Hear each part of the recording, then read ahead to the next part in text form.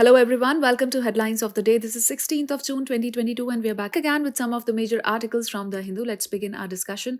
From page number 1 and 16 from GS3 Science and Technology, there are two articles about the 5G technology.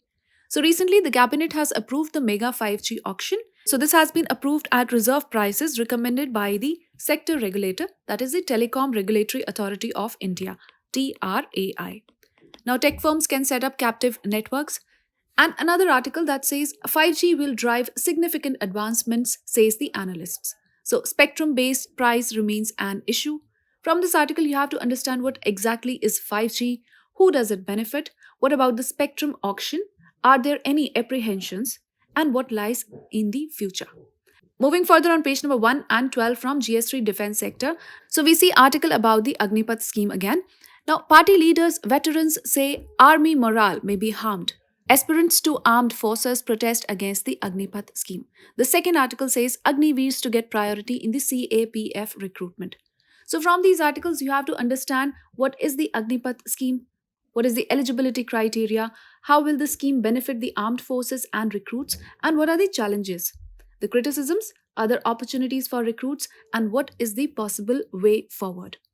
Moving further on page number 8 from GS2 International Relations, an editorial article that says in Sri Lankan crisis a window of economic opportunity. So the fruition of idea of Sri Lanka South India single market sub-region can boost growth across the Pak Strait.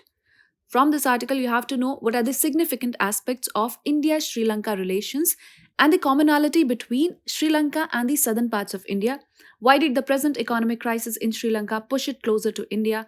How did India support Sri Lanka till now? The scope for collaboration between the two countries, key analysis, and what is the possible way forward. Moving further on page number 9 from GS3 Economy Sector, there's an article about the poverty trend. So the article is headlined as A Poverty Trend in Search of an Explanation. The delay in household consumption expenditure survey leaves us unsure of these studies.